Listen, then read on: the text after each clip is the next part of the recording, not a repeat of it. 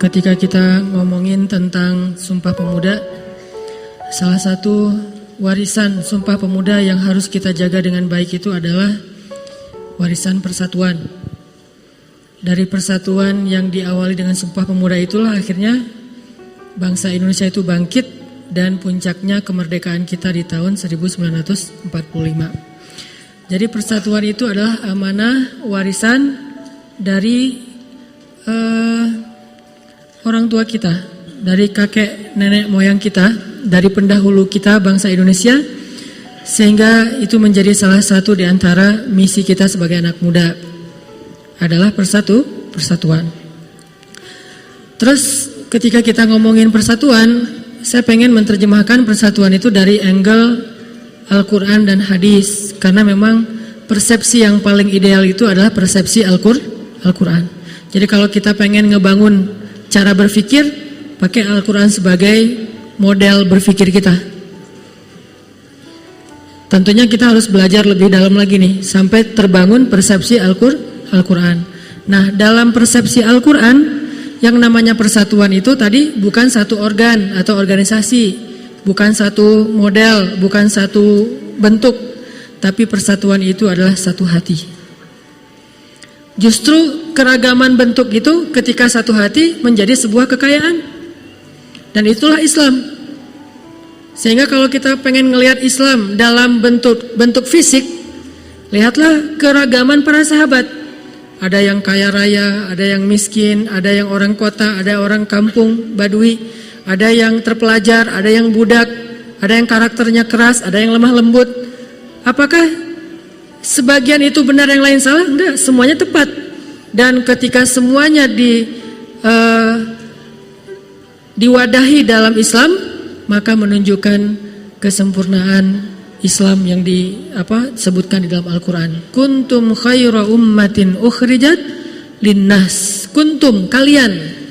Di situ ada Abu Bakar yang lembut, di situ ada Umar yang keras, di situ ada Ali yang zuhud, di situ ada Utsman yang kayaknya hidupnya tuh kayak mewah gitu. Saya nggak mengatakan cinta dunia, tapi memang penampilannya menarik. Utsman juga nggak pernah pakai baju lecek, tuh Utsman. Ali bajunya cuma 2 helai, satu dicuci, satu dipakai. Yang satu ini nanti dicuci, yang lain dipakai kalau udah kering. Coba beda banget kan? Terus kita mau ngikutin yang mana nih? Yang mana aja? Sambil menghargai yang lain. Ada teman, gua mah pengen kayak Utsman. Enggak. Jangan bilang, cinta dunia lo. Enggak. Ada teman kita yang pengen, saya mah kayak Ali aja, yang sederhana dan tidak sombong, rajin menabung misalnya. Ya udah mangga aja. Kayak Ali, saya pengen kayak Abu Bakar. Kenapa? Gak mau ngambil gaji. Keren. Jangan sampai kita udah ada orang gak mau ngambil gaji, dihujat, diomongin ini pencitraan segala macam. Ada yang kayak Umar menerima gaji tetapi sewajarnya. Ada yang kayak misalnya Umar bin Abdul Aziz, ada yang kayak macam-macam para sahabat. Ada yang muda, ada yang tua, ada yang malah sahabat-sahabat yang menghabiskan usianya dengan ilmu sampai nggak menikah misalnya. Semua ini pilihan. Tetapi ada satu kesamaan di antara mereka. Hati mereka sama. Fa'allafa baina qulubikum fa'asbahtum bi ni'matihi, dengan nikmat ta'liful qulub, nikmat hati itu akhirnya ikhwana, jadilah mereka bersaudara. Ngelihat temannya tuh kayak ngelihat adiknya, kakaknya. Enggak ngelihat semua temannya, dilihat mantan, kan berat ya. Misalnya mantan gua nih, kayak ada sesuatu yang ganjel gitu di hatinya. Jangan. Walaupun enggak semua mantan itu musuh, sebagian sih. Berat ngomongin mantan. Nah, jadi persatuan itu adalah satu hati. Ini menurut Al-Quran. Warabatna ala qulubihim, maka kami ikat hati mereka. Siapa mereka? Ashabul Kahfi. Anak-anak muda dengan latar belakang yang beda-beda. Ashabul Kahfi itu nggak semuanya sama, bukan dari satu komunitas terus tiba-tiba bikin gerakan. Enggak, mereka beda komunitas. Ada anak pejabat di situ teh, ada anak orang biasa. Kalau bahasa kita dari berbagai macam permainan anak muda. Ternyata bisa melakukan kerja bareng. Kenapa? Karena warabatna ala qulubihim, kami ikat hati mereka. Baru idqamu faqalu rabbunallah. Setelah hatinya udah keikat, baru qamu itu dalam bahasa kita bangkit. Idh qamu faqalu, baru mereka bangkit dan meneriakan slogan yang sama. Tapi tidak diawali dengan slogan, diawali dengan hati. Baru bangkit, qalu, mereka teriakan slogan itu, Rabbunallah, Tuhan kami adalah Allah. Lalu ketika ada masalah, mereka kompak gitu. Satu kata, tidak saling menyalahkan. Kenapa? Udah satu hati. Ini yang harus kita coba ramein lagi nih teman-teman. Belajar wahdatus syuur. Kalau nggak bisa jadi hashtag karena susah bahasa Arabnya, ini gimana nulisnya nih? Pakai ain segala kan, daripada nggak jelas kan ya? Hashtag paling nggak jelas tuh. Ya udah hashtagnya susah juga kalau one heart jadi kayak iklan nih. Apa aja deh? Hashtagin nih, viralkan satu hati di antara bangsa Indonesia. Ini warisan dari Sumpah Pemuda. Nah, itu sesi pertama tadi. Sekarang sesi kedua, saya pengen ngebahas gimana cara kita menjaga wahdatus syuur, hatinya bisa tetap satu. Gimana caranya kita membangun sebuah perasaan yang sama antara kita dengan saudara kita. Analoginya sederhana. Analogi cowok-cewek aja. Gimana biar dia punya perasaan ke kita? Caranya gimana? Gak tahu caranya? Pantesan ya, aduh.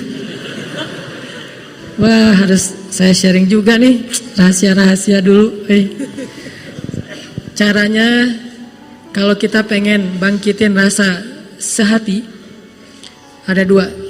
Pertama, ra'fah, kedua, rahmah. Ini konsep Al-Quran ya, nanti saya terjemahin. Pertama, ra'fah, kedua rahmah. Apa ra'fah? Ra'fah itu peka. Gara-gara kepekaan inilah jadilah kita orangnya pengertian. Kalau kita nggak punya kepekaan, nggak pengertian. Peka gitu. Kalau telepon jangan lama-lama. Kalau nih dalam analogi ya, jangan lakukan. Nanti saya disalahin lagi. Analogi doang nih.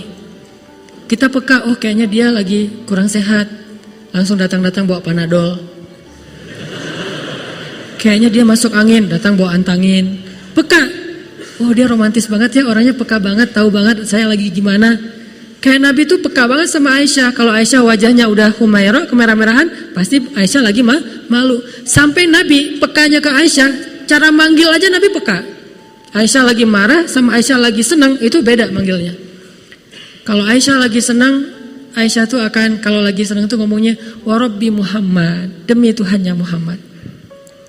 Kalau Aisyah lagi ngambek, Aisyah akan bilang, wa Rabbi Ibrahim, demi Tuhannya Ibrahim. Nabi tahu itu tuh. Makanya Aisyah pernah nanya, Nabi gitu. Kalau orang sekarang manggilnya Bibi gitu ya. Abi kalau sekarang mah ya. Terlalu soleh, Abi. Papa lah. Yang ujung-ujung.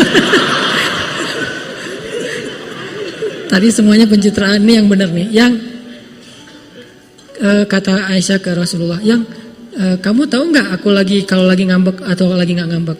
Tahu kata Nabi. Gimana taunya? Nih Aisyah lagi ngetes kepekaan Nabi.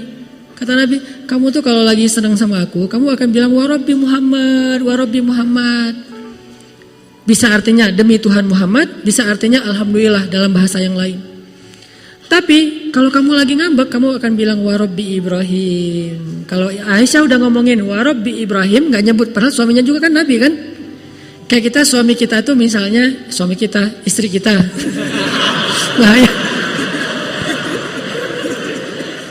Bahaya Saya nggak punya suami, semua punya istri. Tapi dia perempuan ya, bukan laki-laki. Nah, kalau istri kita, sebutlah istri kita tuh misalnya pinter masak. Dia punya kayak brand cake gitu atau apalah, punya masakan yang khas. Sebutlah misalnya istri kita tuh pinter masak dan punya warung Padang. Kalau kita lagi senang, kita akan bilang, ah ini kayak masakan mama nih. Gitu kan ya? Kalau kita lagi gak senang, kita bilang, wah kayak masakan ibu saya nih. Nah, orang yang peka kayak gitu tuh. Nah tinggal kita peka gak dengan saudara kita. Persaudaraan yang membuat dia bete, apa yang membuat dia gak nyaman, apa yang membuat dia tersinggung, apa yang membuat dia ilfil. Kepekaan, empati yang tinggi itulah yang menjaga persaudaraan. Sehingga ketika kita ngomong, ketika kita komen, ketika kita bertindak, ketika kita ngelakuin sesuatu, selalu berpikir dengan angle perasaan orang lain. Baik itu keluarga kita, tetangga kita, teman main kita, teman sekolah kita, beda sekolah, beda komunitas, apapun lah, bahkan beda agama sekalipun, kita jaga dari angle dia. Makanya Allah saking ngejaganya nih, Allah bilang, janganlah kalian mencela Tuhan-Tuhan mereka, sehingga mereka akan mencela Tuhan kalian tanpa mereka fahami. Beda agama kan? Yang satu muslim, yang satu non muslim. Kita jaga, jangan sampai kita ngeledekin Tuhan mereka. Jangan sampai kita ngeledekin syariat mereka. Jangan sampai kita ngeledekin hal-hal yang sakral dalam persepsi mereka, dalam persepsi dan kepercayaan mereka. Ketika kita lakuin itu, nanti mereka pasti akan membalas, terjadilah perpecahan. Itu diajarkan di Al-Quran. Jangan kita ngeledekin Tuhan orang lain, nanti mereka akan balas ngeledekin Tuhan kita. Tapi kalau mereka yang ngeledekin Tuhan kita, ya udah, siapa yang paling baik, berarti dialah yang menunjukkan akhlak.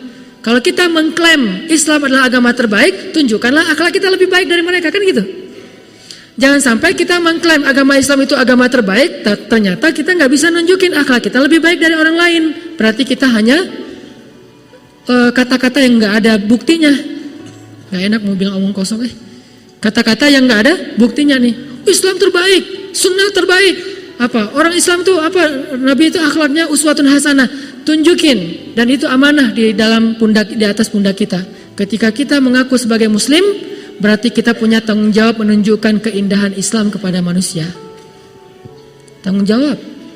Kayak kita ngaku, saya sebagai orang Aceh, berarti saya mewakili orang Aceh. Kalau saya ngelakuin kesalahan, semua orang Aceh kena gara-gara saya. Saya orang Bandung, begitu saya ngelakuin kesalahan, ternyata orang Bandung gitu juga. Saya orang Islam, begitu saya melakukan Islam, orang pasti otomatis, walaupun sebetulnya nggak semua orang Islam kayak gitu, tapi tetap gara-gara kita nama Islam tercoreng. Bisa jadi yang mencoreng nama Islam kita sendiri, sehingga kita jadi kayak punya tanggung jawab, amanah. Saya harus lebih baik nih, supaya orang tahu, oh memang Islam itu keren. Tuh buktinya, tuh buktinya, tuh buktinya. Gitu. Hijrah ngaji, kita yang udah rajin ngaji harusnya nunjukin bahwa akhlak kita lebih baik di depan orang tua daripada adik kakak kita yang belum ngaji. Sehingga orang akan mengatakan, benar emang ngaji itu bermanfaat, ngaji itu emang baik, bagus, banyak kebaikannya. Buktinya si AA, buktinya si adik misalnya. Tapi kalau pas udah habis ngaji, semua disalah-salahin, neraka semua nih. Karena saya dulu pernah ngalamin masa gitu, wah neraka kamu. Apa, semua salah di mata saya, cuma saya doang yang masuk surga nih.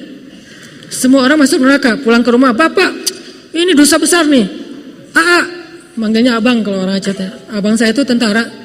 Abang tahu nggak azab kubur kayak gimana? Ngomong-ngomong belum apa-apa udah ngomong azab kubur, jahanam, berat, belum basyiron udah nazir, jadi ngelompat gitu.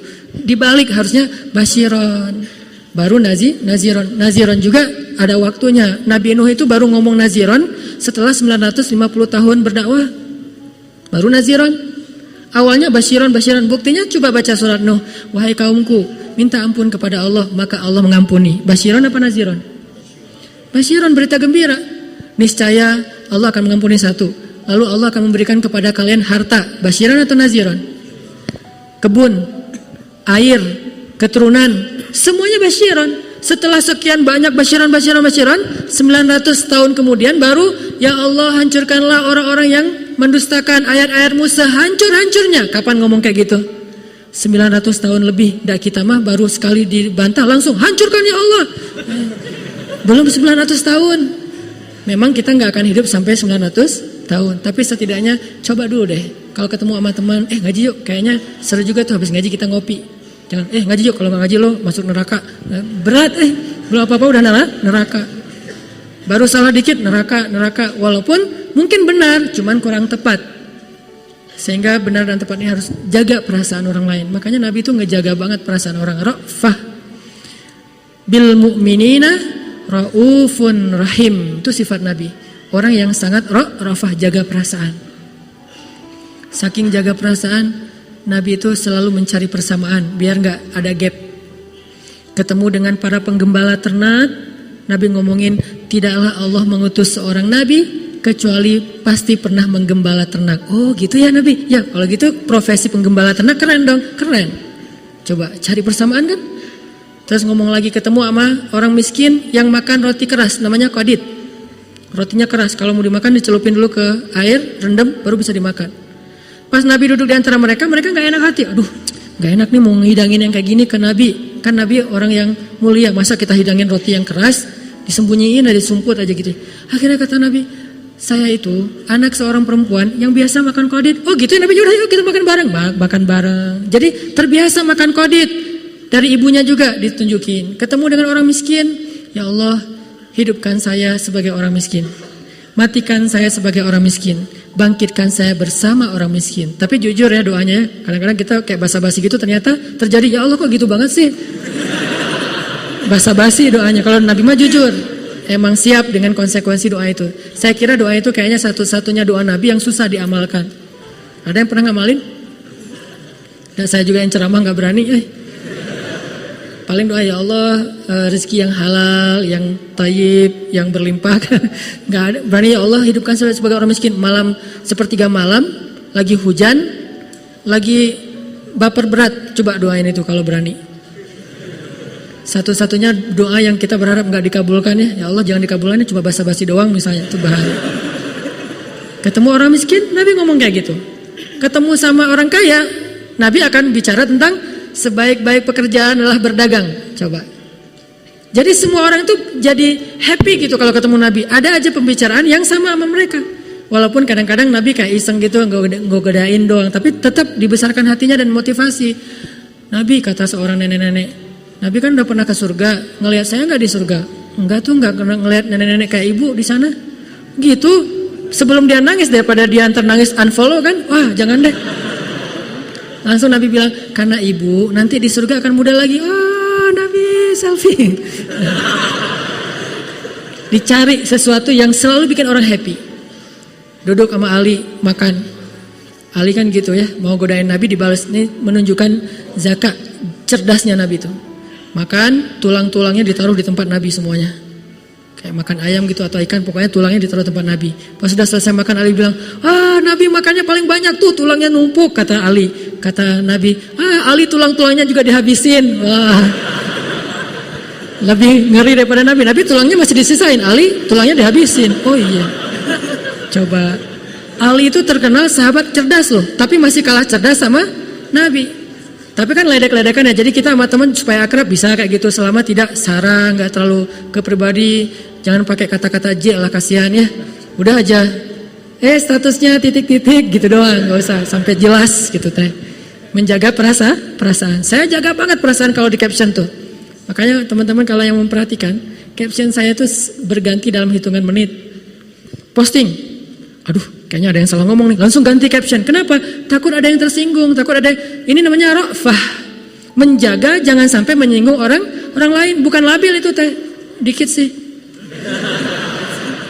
Apalagi kalau lagi nulis caption habis dimarahin istri kan, itu paling sering ganti tuh. Jadi teman-teman kalau ngelihat saya captionnya gonta-ganti, Ustaz habis dimarahin istri ya. Labil. Kenapa? Menjaga perasaan. Aduh kalau saya ngomong gini ntar gimana ya perasaan dia. Itu harusnya yang kita coba fokus kalau pengen jaga persatuan. Kan kita sering ngelihat di sosmed, orang-orang kadang-kadang komen gak menjaga perasaan orang yang membaca kan. Udah di tempat umum, padahal Nabi kalau mau negur sahabat gak mau negur tempat umum, pasti japri kalau gak DM. Gak mungkin Nabi ngeposting teguran kecuali sifatnya mungkar. Ini bedain antara fahsya sama mungkar ya. Kenapa kemarin saya posting masalah akun fake? Karena itu bukan lagi fahsya, itu sudah mungkar. Kalau fahsya, aib, maka saya gak akan pernah posting. Menjaga siapa yang menutupi aib saudaranya, nanti Allah tutupi aibnya di akhirat. Itu kaidah hadis. Tapi kalau udah mungkar, kewajiban kita untuk mensyiarkan supaya tidak ada korban. Kalau teman-teman ada yang berpikir, Ustadz udah sabar aja deh, ini bukan bab sabar, bab kemungkaran. Dan kemungkaran, nahi mungkar, dicegah. Kayak misalnya kita punya teman atau pembantu yang sering nih. Pembantu misalnya aibnya sebutlah, maaf, dia ada penyakit sedikit dengan aroma tubuhnya. Itu gak usah diomongin ke orang lain. Jangan pekerjain dia, bau badan misalnya. Jangan, itu aib. Tapi kalau dia masalahnya adalah nyuri barang, itu bukan aib, itu mungkar. Sehingga kalau ada teman kita mau mempekerjakan dia di rumahnya, terus konsultasi dulu sama kita yang pernah mempekerjakan dia, boleh membuka aib itu. Dan ini termasuk gibah yang dibolehkan. Gibah tapi boleh, karena gibah juga ada yang boleh ada yang enggak kan. Dusta juga sama kan, bohong yang dibolehkan dengan bohong yang tidak dibolehkan. Secara umum nggak boleh, tapi ada 3 kondisi yang dibolehkan. Gibah juga kayak gitu. Gibah tentang kemungkaran. Oh, dulu dia pas kerja di rumah saya pernah ngambil barang, uang warna receh habis aja pokoknya. Pas pulang saya perhatiin baju saya banyak yang hilang. Setiap nyuci baju ngambil satu, nyuci baju ngambil satu. Akhirnya pas pulang jadi satu, datang-datang satu ransel kecil, pulang 2 koper. Bisa jadi kayak gitu. Terus kita kasih tahu ke orang lain, apakah kita menggibah? Ya, tapi gibah yang dibolehkan dalam syariat. Adapun kalau kesalahannya bukan mungkar, yang nggak merugikan orang lain, cukup DM. Apalagi belum tentu itu salah, cuman versi kita salah. Nah, kan berarti masih masih relatif ya, belum pasti. Maka DM, japri. Nabi kalau ada sahabat yang ngelakuin kesalahan yang nggak ngerugiin orang lain, Nabi akan bicara secara umum atau langsung ke orangnya secara pribadi. Contoh secara umum gini, ada sahabat yang Umar bin Khattab. Umar bin Khattab itu pernah datang bawa buku ditulis sama orang Yahudi, isinya cerita-cerita mitos, fiksi lah. Jadi buku fiksi, cerita gitu, cerpen, novel fiksi dibawa sama Umar. Kata Umar, Rasul, ini ada buku cerita bagus banget loh, Rasul mau baca, kata Umar. Cuma di dalam cerita itu banyak kekeliruan. Kan orang Yahudi suka hiperbola dalam cerita. Hal yang benar jadi salah, yang salah jadi benar. Kan suka gitu orang Yahudi. Makanya buku itu bahaya, bisa membahayakan imannya Umar. Pas Nabi baca cerita itu, langsung Nabi mengambil air, gak disobek sama Nabi, bukan dibakar. Ambil air, tintanya dihapus. Udah gitu Nabi mengatakan, sesungguhnya di dalam Al-Quran banyak kisah-kisah yang bermanfaat, yang baik, yang penuh makna. Umar diam. Kemudian ketika udah ngumpul di antara orang banyak, maka Nabi SAW mengatakan, wahai kaum muslimin, Al-Quran adalah sebaik-baik bacaan. Bacalah dia, tadaburi, di dalamnya ada kisah-kisah teladan. Nabi nggak mengatakan, jangan kayak Umar tuh, tadi bawa CD-CD yang aneh-aneh, saya juga nontonnya, pokoknya 18 apa gitu. Nggak ngomongin kayak gitu ya, ini aib. Sehingga Nabi, loh kenapa kita jadi tahu? Karena beliau Nabi. Sehingga jadilah itu sebuah kisah yang kita baca. Kalau Nabi itu bukan seorang utusan Allah, mungkin itu akan jadi cerita cuma mereka berdua yang tahu. Ini namanya menjaga perasaan. Kalau kita ngomong jaga perasaan, peka. Wah, ini kayaknya ada yang salah ngomong nih. Ini kayaknya dia nggak nyaman nih. Ini kayaknya ngerti banget, pengertian, dan itu bikin orang langsung sehati tuh. Kan itu analogi orang yang lagi PDKT kan, pengertian banget. Kamu lagi ini ya, kok kamu tahu sih? Sehati. Seorang ibu ke anaknya, saya sering cerita, pokoknya kalau rambut saya udah panjang, ibu saya pasti telepon. Bang, rambutnya udah panjang ya? Ya mak, potong, kata mak saya, langsung potong. Kenapa? Ternyata ibu saya kayak ada kepekaan seorang ibu kan ke anaknya. Bang, lagi sakit ya? Ya mak. Ya udah jaga kesehatan ya? Ya mak, gitu. Di Mesir sama di Indonesia sampai kayak connect gitu. Kenapa? Karena udah sehati. Gitu juga kita kepada sesama saudara kita. Ke orang tua jaga perasaan. Kayaknya mak ini pasti gak senang kalau saya ngomong kayak gini. Jaga, jangan sampai menyinggung orang tua, menyinggung ayah, ibu, saudara, tetangga, teman. Termasuk jangan sampai menyinggung mantan. Walaupun dia sering nyinggung kita sih, cuman ya jangan dibalas lah ya. Diomongin aja di tempat umum, kan gak tahu siapa mantan kan ya. Gak ada sedikit. Oke. Serius banget sih dengerin bab mantan. Ra'fah, jaga perasaan. Kayak misalnya parkir. Ini kalau saya parkir gini ntar orang bisa keluar nggak? Mikir. Bukan cuma yang penting saya udah dapat tempat, terserah orang lain. Nggak gitu. Nih kalau saya duduk kayak gini ntar dia gimana ya? Sampai saking menjaga perasaannya, kata Nabi berhias dan pakailah parfum yang baik kalau kita datang ke masjid. Salah satunya masjid sih, karena masjid itu tempat orang ngumpul. Kenapa? Biar nggak mengganggu saudara kita di sebelah. Terutama bersiwak. Bersiwak itu dalam bahasa kita bersihin gigi. Kenapa? Jangan sampai kita baca doa saking semangatnya ya, sebelah langsung. Kenapa dia nggak baca doa? Tahan nafas. Berarti kita nggak menjaga perasaan orang. Jaga banget perasaan orang. Yang sering terjadi saking Nabi itu ra'fah, sampai orang yang nggak ra'fah sama beliau. Lalu diajarkan oleh Allah. Saya pernah cerita yang surat Al-Ahzab, orang-orang bertamu ke rumah Nabi, terus nggak pulang-pulang kan? Nabi saking menjaga perasaan mereka, Nabi nggak enak mau ngomong, pulang dong, saya udah kemalaman nih, nggak enak, diem aja.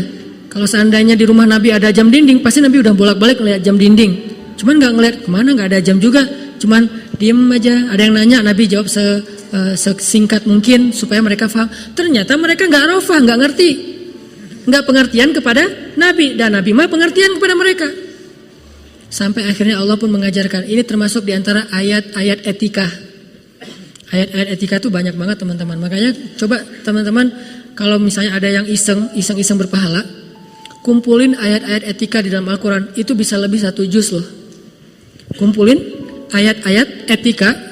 Gimana begini, gimana cara ini, gimana cara itu, menjaga perasaan orang lain. Itu lebih 1 juz ayat etika doang.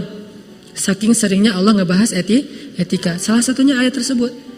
Karena Nabi nggak enak mau ngomong, sahabat juga nggak ngeh. Akhirnya setelah sekian lama Nabi sabar, ya Allah ini gimana cara ngasih taunya, Allah yang ngasih tahu.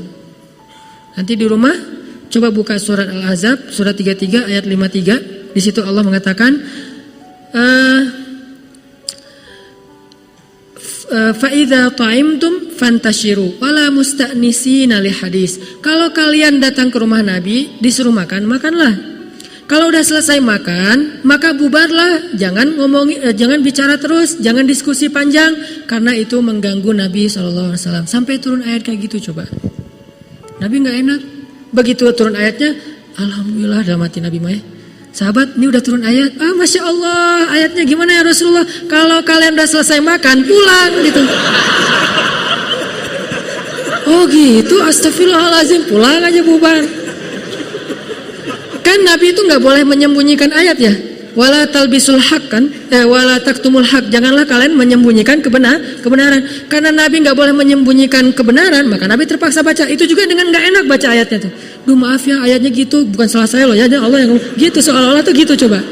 Saking ngejaga perasa, nggak apa-apa Rasulullah, emang Allah yang maha tahu isi hati dan maha tahu tentang keadaan yang terbaik. Ya udah maaf ya Rasul, udah nggak ada lagi. 1. Ada lagi ayat lain di surat Al-Mujadilah. Bab curhat, itu yang curhat ke Nabi, DM-nya itu banyak banget sampai nggak kebuka sama Nabi, saking banyak.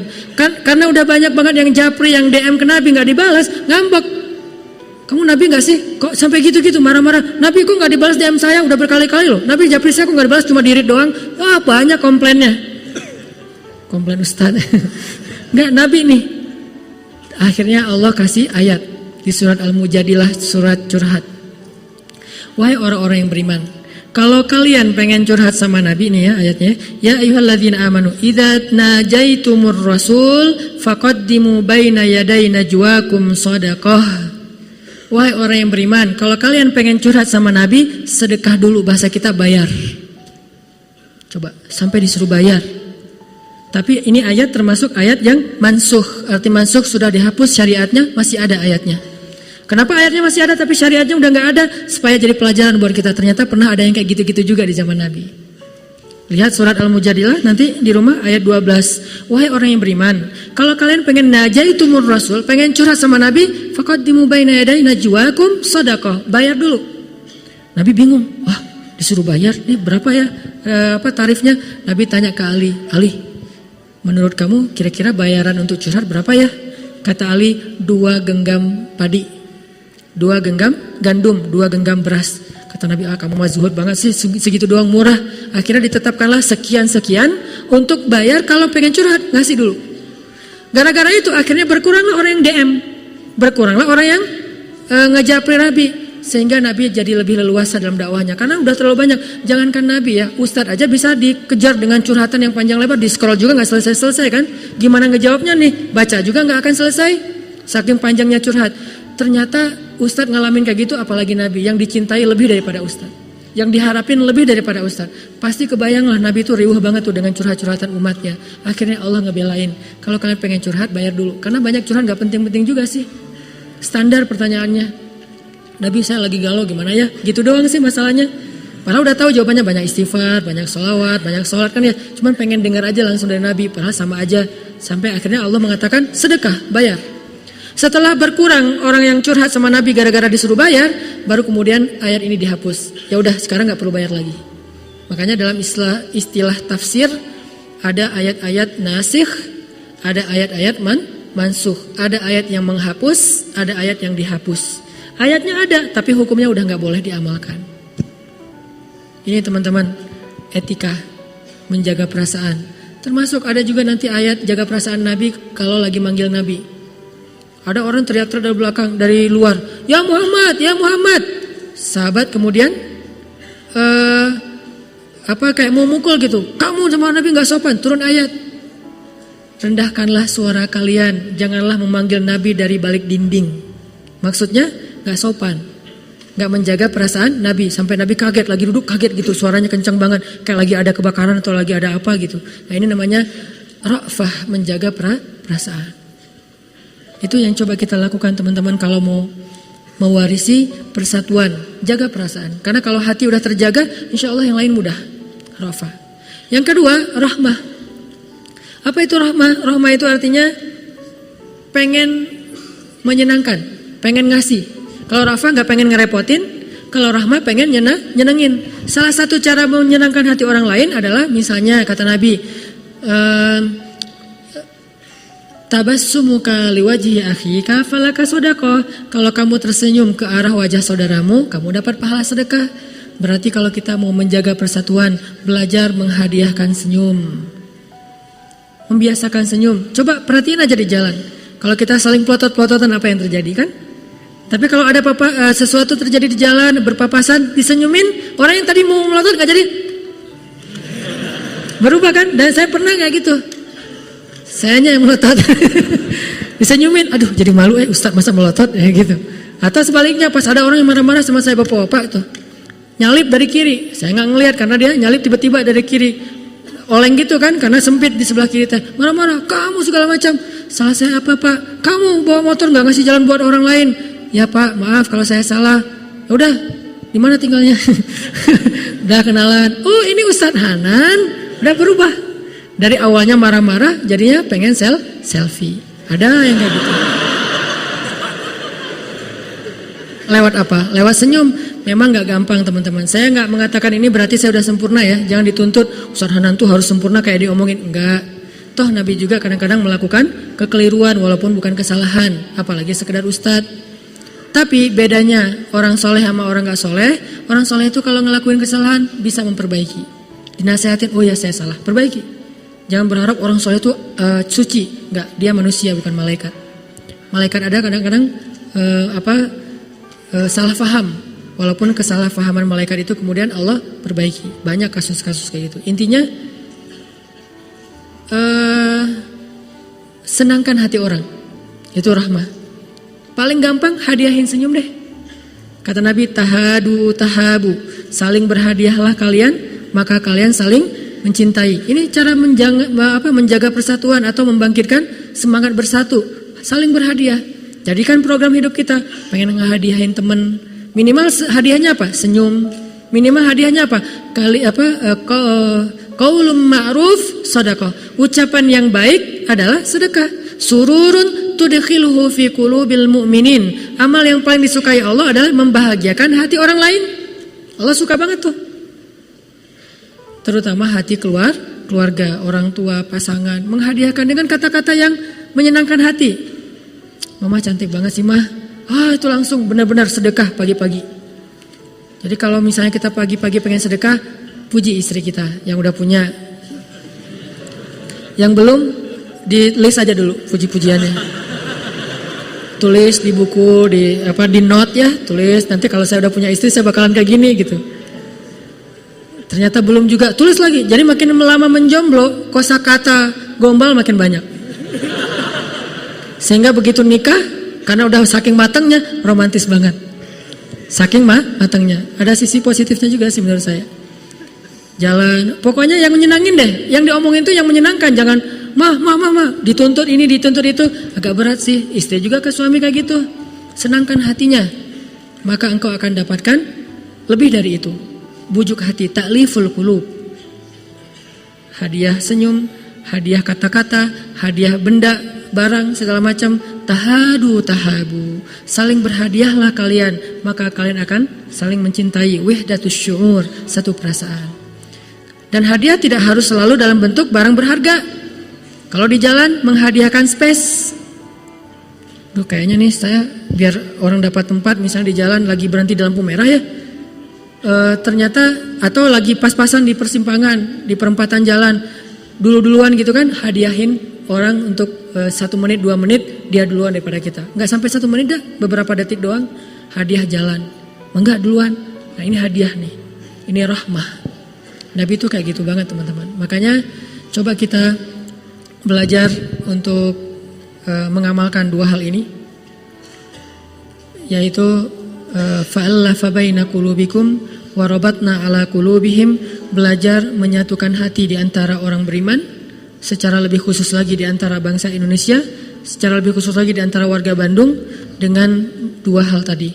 1, jaga perasaan orang, berpikir dan merasalah dengan angle orang lain, jangan angle kita. Kalau angle kita kadang-kadang jadi egois, subjektif, kaku. Kalau kita ngomong tentang orang lain, kira-kira dia gimana ya dengan ucapan kayak gini, berarti kita harus perbaiki sampai ucapan kita gak menyakiti dia. Kedua, rahmah, berusaha untuk ngasih kebaikan buat orang lain yang menyenangkan hatinya. Minimal banget senyum. Ada masalah senyumin. Kalau salah lagi, ya udah perbaiki. Karena kita manusia, kadang nggak bisa langsung sekaligus sempurna. Tapi kita minimal ada niat untuk memperbaiki, menjadi lebih baik. Berusaha terus. Kayak di masjid, pas keluar nanti pasti nggak nyaman. Pas kita datang, kita ngeliat ada orang yang berdiri di atas sendal kita. Nah, sendal baru beli tadi sore ya. Langsung diinjak sama teman kita atau orang yang kita nggak kenal, pas diinjak. Kan budaya orang Indonesia bagus ya. Maaf itu sendal saya yang diinjak. Kita yang benar kita minta maaf kan bagus tuh. Oh iya ya maaf nggak sengaja. Ya udah nggak apa-apa, tinggal diusap gitu. Belajar senyum dulu. Ya udah nggak apa-apa, diganti aja yang baru gitu. Senyum. Mudah-mudahan senyum, makin kita rajin mengaji, makin kita rajin tersenyum. Karena Nabi SAW itu orang yang senyumnya selalu menyenangkan hati orang lain. Ketemu Nabi, senyum aja Nabi teh. Oh alhamdulillah. Orang yang tadinya marah gak jadi marah sama Nabi. Pengen mukul Nabi, pengen nyakitin Nabi, malah jadi sayang dan pengen ngebelain Nabi karena senyum. Walaupun kadang memang butuh ketegasan terhadap sesuatu kemungkaran. Lagi-lagi tadi bedain antara mana fahsya, mana mungkar. Kalau fahsya, kesalahan yang gak ganggu orang lain, jadi aib pribadi, itu ditutupin, jangan dibongkar. Tapi kalau mungkar, kesalahan yang merugikan orang lain, dan itu harus dibongkar. Supaya tidak berjatuhan korban yang lain. Mudah-mudahan ini menjadi semangat buat kita. Kita ini bangsa yang besar, bangsa yang pernah bisa menaklukkan penjajah hanya dengan bambu runcing. Bangsa yang bertahan 350 tahun dalam jajahan tapi gak pernah menyerah. Kita ini, nenek moyang kita itu pejuang loh teman-teman. Sehingga jangan sampai kita kehilangan darah dan gen pejuang itu dalam diri kita. Tetap melanjutkan perjuangan walaupun dengan model yang berbeda. Buat saya, orang yang keren itu bukan orang yang banyak komen, bukan orang yang mengkritisi orang lain. Orang yang keren itu orang yang fokus dengan karyanya. Ayo kita berkarya. Masing-masing kita punya potensi. Saya sebagai ustadz, ya saya berkarya lewat dakwah. Teman-teman ada yang misalnya anak sains berkarya dengan penemuan-penemuan yang ilmiah. Teman-teman ada yang pengusaha berkarya dengan finansialnya untuk membantu orang lain. Teman-teman apapun berkarya dengan karya-karya yang membangun dan positif, sehingga insya Allah kita menjadi pejuang-pejuang warisan nenek moyang kita dengan konsep yang baru.